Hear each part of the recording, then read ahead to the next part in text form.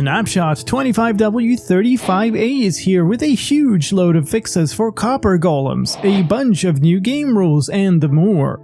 My name is SliceSlime, and this is a showcase of the changes in this version. Let's dig into it with the copper golems and copper chests. Copper golems no longer require 3 blocks of empty space above a chest to place items into it, and they no longer stop opening chests if they have a bit of space to walk around. Copper golems can now put items into chests placed above the level they're standing on and no longer interact with chests that are diagonally through solid blocks.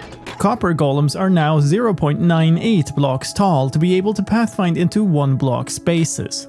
They now properly avoid dangerous blocks when moving to chests and no longer try to move to chests they can't reach when leashed.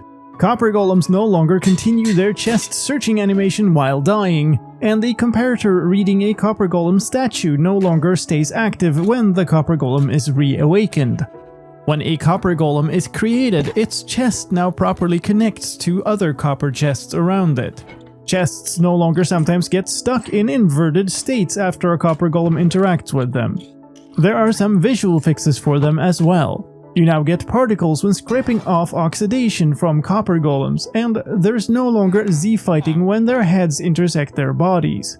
The lightning rod on a copper golem statue is no longer shorter in the sitting pose. Double oxidized copper chests no longer miss some pixels from their textures, and the underside now uses a merged form. The diagonal shading direction is now uniform for double copper chests as well. The sounds of copper golems have been made slightly lower, and the sounds of copper chests now vary slightly depending on their level of oxidation. A few visual fixes for the shelves as well.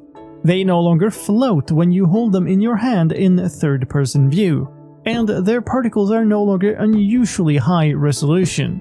Removing an item from a shelf now uses the right subtitle. Let's talk about new game rules. A number of server options have been removed from the server.properties file and are now game rules instead. That includes PvP, which controls whether players can hit each other. Allow entering Nether using portals controls whether portals can be used to enter the Nether. Spawn monsters controls whether monsters should spawn naturally. And enable command blocks controls whether command blocks should work in the world. The default setting for all the new game rules is true. Some gameplay fixes. Clocks now once again don't work in the crafting interface. When flying in creative or spectator mode, you're no longer prevented from sprinting by being over water. Hanging signs can now only be crafted using iron chains. There are no longer multiple variants of lightning rods in the redstone tab of the creative inventory, but you can now find copper chests there. And copper and iron nuggets are now sorted correctly in the creative inventory. More visual news. Enchantment glints were broken in the previous snapshot. They are now once again visible on shields and tridents. Enchanting tables now once again animate independently of each other. Glowing entities now render correctly inside of inventory screens, and the glowing item entities no longer turn white for a moment while being picked up. The miniature mobs inside of spawners and trial spawners have been fixed to not always be fully bright again, and block cracks now show once again on banners and skulls. Block cracks now also show immediately on chests instead of only showing a ways through the animation. The purple light saturation from end flashes is no longer affected by the brightness setting or by being inflicted by the darkness effect. User interface news in this version. The default server name when adding a server is now a hint instead of pre-filled. Clicking the arrow to join a server now once again joins that server immediately, even when no server has been selected. More text input fields in the game now support clicking and dragging to select text, and the cursor now changes shapes depending on what it is over.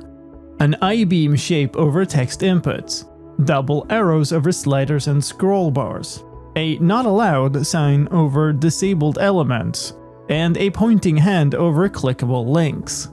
All of these can be turned off using a new option under mouse settings called Allow Cursor Changes.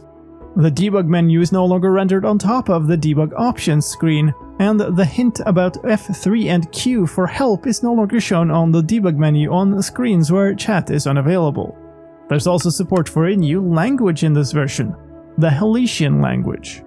And of course, this version also comes with stability fixes, including several crash fixes. This snapshot also introduces the first version of the Minecraft Server Management Protocol. This is a new JSON RPC over WebSocket protocol for managing Minecraft servers, which supports querying and updating of server state, as well as notification on state changes.